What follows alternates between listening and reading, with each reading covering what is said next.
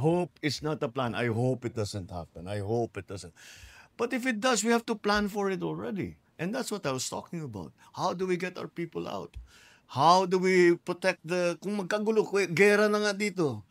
Malapit na sa atin. Anong gagawin natin? Okay lang, normal lang yan. Pababayaan na lang natin. Kung sino pasok labas dito sa atin. Hindi naman pwede yun. So we'll have to do something.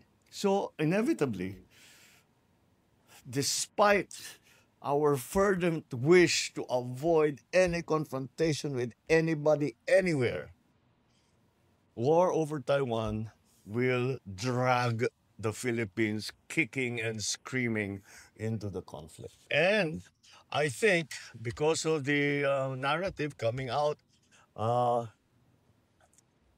about playing with fire and being provocative and all of that, kaya nagka-increase ng activity doon sa West Philippine Sea.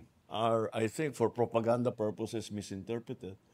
We will continue to be present. We will continue to defend our territory. We will continue to exercise our sovereign rights.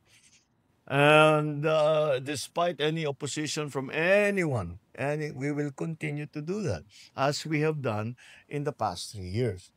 Now, we do not intensify our operations. We just respond. Hindi naman tayo aggressive eh.